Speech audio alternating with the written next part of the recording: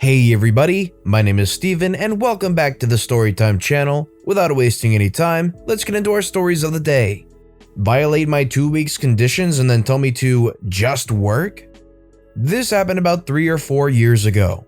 I worked for a big grocery store chain as a front-end cashier. I had already had some problems with my company as they had promoted me to later rescind said promotion because of a lack of training hours. One of my assistant managers had also been harassing me, giving me all of the nightly duties, and favoring daily position assignments for her friends. Finally fed up, I turned in my 2 weeks notice. I take the 2 weeks notice extremely seriously. Remember, especially in corporations, you are extremely replaceable. The point of the 2 weeks is to give your company time to conduct interviews, have labor for the written schedules, and fill your incoming vacancy. You are doing them a favor by not quitting on the spot. I submitted 2 separate 2-week notices. A formal one that didn't go into details and was meant as evidence of my resignation, and an informal one for my department manager explaining the poor treatment I experienced that led to my resignation. I specifically tell her not to schedule me with the bully assistant manager. The first week goes with little problem. 2 days into the second week, I arrive for my shift to find that the bully assistant manager has been scheduled as my manager on duty. Fan-freaking-tastic. I seek out my department manager and question why she has violated my condition. She explains that she has spoken to my MOD and that everything will be fine because I'm here, so just work, okay? When I return to my department to receive my position, I see that I'm scheduled on the self-checkout station. This is by far the best station because you don't have to scan or bag. Just help older people who struggle with the machines and check IDs for alcohol. Well, the bully assistant manager has commandeered my station because her knee is bothering her. I immediately smell bull, but say nothing as I head to my normal checkout lane. Well, surprise, surprise, an hour goes by and the bully's best friend has arrived for her shift. The bully's best friend's favorite position was easily the self-checkout station because, again, it's easy. And she was even lazier than me. She also used the quiet moments to shop for her groceries. Time theft, anyone? Suddenly, the bully's knee is feeling 100% better. She hops off the self-checkout, sends her best friend to the station, and hops on a normal lane. I am seething. Cue malicious compliance. Grocery stores have peak times, usually around 4 to 6 p.m. when people are getting off work. Working on a register during these times can be crazy, but I was also one of the faster workers, so it's no sweat. My manager tells me to just work? Sure, I work my butt off. I give every customer the friendliest customer service I can and work accurately but quickly. My lane moves 3 times faster than the other open lanes combined. And before I know it, the peak has ended. Once sticking around for another 10 or so minutes to confirm the peak has ended, I calmly shut down my register, clock out, and leave. 4 hours before my shift was supposed to end. And I don't come back. Because I was between high school and college at the time, I was one of the store's most important coverage workers. I worked almost any shift, especially during peak times, which meant that my manager had to scramble to fill every single 8-hour peak shift she had given me for the rest of that week. So if your management started treating you badly, didn't live up to a request, and basically made things harder than it needed to be during your 2 weeks notice, what would you have done or what would you have said? Let me know in the comments below. You're sure you don't want help? Okay. My niece had driven to class downtown and parked in an attached garage. She was in her dad's car, a limited edition Expedition. And if you've seen an Expedition, you know this thing is freaking mammoth, so not a small car. When she was done with this class, the car wouldn't turn over, so she called her dad, my brother, to find out what to do. Since he was at work, he asked if I was available and I headed over to pick her up and facilitate a tow truck to take it to a garage. When I arrived, I found my niece and we walked to the car and discovered that the garage was pretty low and probably wouldn't let a tow truck into the space. We were a bit concerned, but we're not scared of a little extra exertion and decided we'd help the driver push the car out of the garage.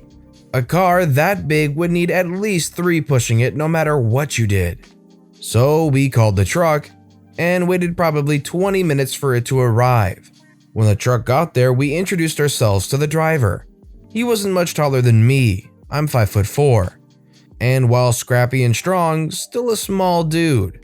We told him where the car was parked, walked to the car, and realized there is no way the flatbed truck was getting in that garage. Now, I'm a big woman, very active and strong, and my niece is not one to be trifled with. We both were in martial arts classes and working out, so we offered to help him extract the vehicle from the space, stating it would be no problem. He needed the help, but I suppose, in an effort to be chivalrous, he stated that he could do it himself. We said we didn't mind helping, and since we've actually had to move this car once or twice before, we were more than ready to help. "You ladies just sit back, I'll have this done in no time." Famous last words. The car I had driven was a little ways from the entrance to the garage, and my niece and I walked back to the car and chatted as we leaned up against the car while he began to move this 2-ton truck from its space. About 15 minutes passed and we both thought we should check on him. He had barely gotten the thing out of the space and was trying to turn it around so it would be facing towards the garage exit. We approached the vehicle and said, "We can help you out, you know." And he said, "No, I can do this." We said, "Okay." And since we didn't have to be anywhere anytime soon, we went back to the car and started chatting again. As we turned to go back to the car, we both smirked at each other knowing he was on some sort of macho power trip, and with our help, we could have been out in 15 minutes flat and on the truck. But no. "Me strong man, me can do all the things, grr," while he pounds his chest. Another 15 minutes and he's almost at the exit. We come in again and offer our help. "No, I'm almost there, I got this." Okay. At this point, my niece and I are just trying to keep from laughing. Come on, dude. Is it really worth all that stress and strain? So another 10 minutes or so pass and he's huffing and puffing and sweating through his uniform. And he finally gets it out of the garage. Another 10 minutes, he starts strapping it up, and in the next 5, the car is on the flatbed. It took him just about an hour to do something that would have taken the 3 of us 15 minutes tops. You can't say we didn't offer. At this point, the driver starts to get a little testy. I don't blame him. He got his entire week's worth of a workout pushing that thing out of the garage, and while not scorching hot, it was pretty warm outside. So he started to get a bit of an attitude. I'm like, "Hey dude, don't start with us, we offered." So next we call my brother and ask him where he wants the truck dropped off. We get the information to the driver and we're off. While we're driving behind the truck, we get a call from my brother and he decides he wants to take it to his house mid-transit. While annoying, all we had to do was call the towing company to have them radio the driver to inform them there was a change in venue. We were still a few miles out, so we didn't think this would be a problem. Since we were behind him, we could see him answer his phone hands-free and start screaming at the phone. All of a sudden, the truck pulls over off the highway very suddenly and we pull off behind him. He slams his door and angrily walks back to our car and starts very aggressively cussing us out because we changed the route. Now, both my niece and I have grown up in a very large, very male-dominated family. Suffice it to say, most males don't faze us like they'd like to think they do. I can't remember the conversation here, but it was something akin to him cussing us out very aggressively, as if he was gonna reach in and clock one of us, and we basically telling him, "Look, we got the call on the way and the plans changed, what the heck are you mad at? You're getting paid, we're not screwing you over. Get back in your truck and finish the job and you won't have to be bothered with us anymore." That totally wasn't it, but that's what was going on in my brain. By the time he got back into the truck, my niece and I were heated. He was on some macho power trip, and he's ticked because he didn't have the wherewithal to allow 2 women to help him with his job. Woohoo, buddy. Get the freak out of here. We had called ahead to the house to let my family know that we were coming with the car, and that the driver had been very aggressive towards us and cussing us out once we rerouted the truck. Thankfully, my nephew, a very sweet, big, imposing teddy bear of a guy, was home, and we made it clear that he needed to be present when we pulled up so this guy wouldn't try anything. He was that aggressive. My niece and I could take care of ourselves, but there's nothing wrong with a little backup. When we pulled up to the house, the truck had to position itself to get the car down as safely as possible. My niece and I parked, got out of the car, and went in the house and sent him out. Just to give you a physical lowdown on my nephew, he's easily 6'6", 350, bearded and built like a brick wall. He came out when the guy got out of the truck. My niece and I hung back while he saw this big butt man lumbering towards him. My nephew says to him, "Do we have a problem here?" The driver looked at him wide-eyed and said, No problem." "Good," my nephew said, and came back in the house. I had to sign off on the car, and the driver couldn't even make eye contact with me while he slunk back into his truck and drove off. That's what that driver gets for trying to terrorize and instigate something bad with these two kind ladies that offered plenty of help. The time I pulled an act of malicious compliance on my teacher. Time frame back in my school days. The story. Back when I was doing my GCSEs here in England, I had a fantastic maths teacher. Before I get into that, I need to provide a bit of context. Since I was 9 years old, my parents put me in a private school. This was because the school was very close to my dad's workplace. My dad, a doctor, couldn't send me to a public school because of the distance to it, which was over 20 miles, I believe, to my closest public school, hence why they placed me in a private school. This is not a brag in any means, so please do not consider it so. Moving on to year 10, which is the first year of GCSEs in England. So in our school for GCSE, your core subjects, which are maths, English language and literature, and a language. With the core subjects, a role of my school was depending on your ability and grades and tests shown in your previous year. Year 9. You would be assigned to an appropriate class.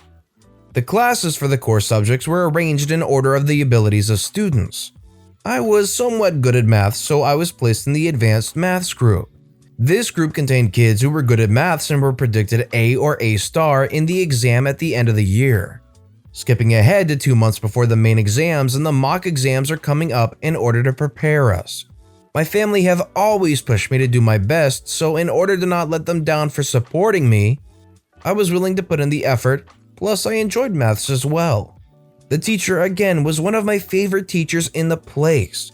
He was the macho, hardcore, well-built person and the kind that goes on expeditions to Everest or insert any other tall mountain here.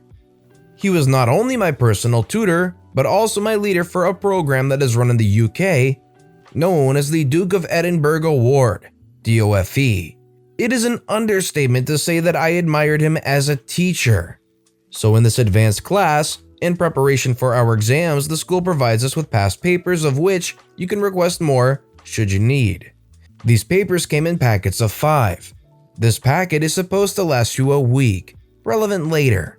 Our teacher makes us do them in class to work on, during which he focuses on his work with the DOFE award I mentioned earlier. So that's everything for the context. Now on to the malicious compliance. Cast. Me as yours truly, Robert/Rob, cool teacher. Rob at the start of class in the beginning of the week. Okay, begin working on your packet of papers. Me begins working on past paper and gets stuck on question 40 minutes later. Raises hand. Sir? Yes, OP, what's your question? I'm struggling with this question. Rob looks at the question. OP, why are you stuck there? That is such an easy question. You could have been doing something else by now. Me slightly irritated as I felt like he called me dumb with that statement. So you mean to say I can do anything else should I be done with my questions? Is that correct? Yeah, you can, as long as you have completed all your questions. Proceeds to explain to me how to do the question. Thank you, sir. I think I understand it now. Still irritated. So this is where I begin my act of compliance. So when I went home, under the guide of the homework, I began working on the packet. answering all of the questions in all papers, looking up the method to solve those I am finding difficult. Then I even proceed to find similar questions to those and do those. At 9 p.m. I am done, after starting straight after I got back from work at 4:30 p.m. with all the papers and all the questions, including the ones I was struggling with. The following day, I bring my packet of test papers and sit down. Once registration is done, the teacher tells us again to begin working on our papers. At this point, I bring out my iPod Touch and my headphones, as those were allowed in class, as long as you don't distract others with your music and begin playing games. Halfway through the class, one of my classmates next to me asks him a question regarding one of the questions in the paper. When he walks over, finishes helping my classmate out, and proceeds to walk back, he notices me playing on my iPod.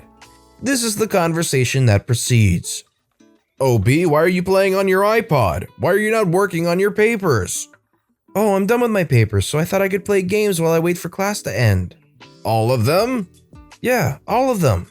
"I don't believe you. Show me your packet." Me hands over my packet and Rob proceeds to mark through the papers. "You really did all of them? When?" "At home. You never said we could not work on these at home." "No, I didn't. You were right, but you know that once you were done, you should have asked me for more papers." "Sorry about that, Rob. Won't happen again." Rob goes to the teacher's office to grab me a new packet to work on. If you think that is the end, oh no, it doesn't end there. So the process of me working on the papers continued, and 2 weeks later, I managed to finish all of the packets. The Friday of the second week. "Rob, I finished the last packet you gave me. Can you check it over?" "Yeah, sure, hand it over." Proceeds to mark all 5 papers using the mark scheme. "Well done, OP. You got 95+% in all of the papers." "Oh good, so what's the next paper pack I need to work on?" "I don't have any more. You finished all of them.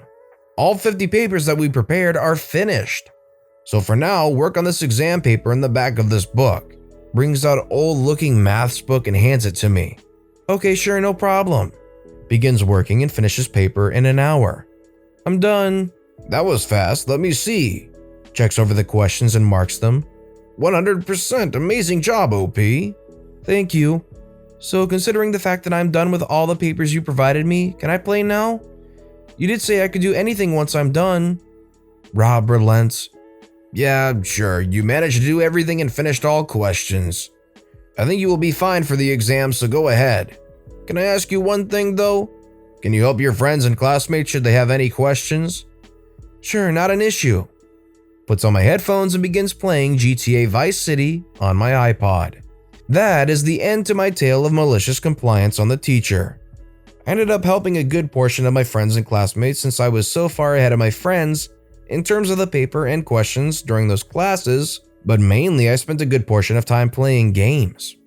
Surprisingly, when it came to the mock paper, I also got 100% in that, followed by the main exam in which I got 97%, otherwise an A star. As I was helping my friends out and was performing well, Rob didn't ever bother me again. But I did continue practicing a good portion of questions from another maths textbook I had. This dude is a whiz and can tolerate way more mathematics than I ever could. You want to kick me out of my hospital workstation room that I prepped for the day? I am a radiology resident, and luckily the facility I am working at allows for each resident to be separated in individual workstation rooms for reading imaging.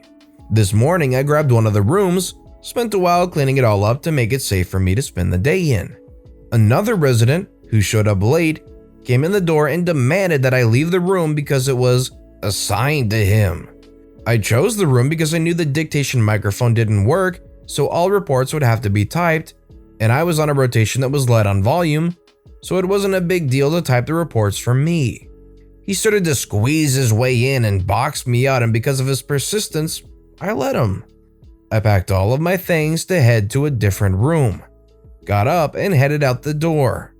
Right before shutting the door, I told him, "Oh, by the way, the dictaphone doesn't work in this room." As I sit here typing this, I am watching him read case after case, which he has to individually type. Meanwhile, I have spent the day studying and relaxing in my new, cleaned room. Edit. No, the room was not assigned to him. What a beautiful twist of fate that gives this guy what he deserves. But with that said, that's all the stories we have for today, so what I want to know is which of these stories was your personal favorite and why? Let me know in the comments below. And thank you all so much for watching and listening to the Storytime channel. If you haven't yet, please consider subscribing, and don't forget to turn notifications on so you'll never miss an upcoming video. Thank you all again for watching and listening to the Storytime channel.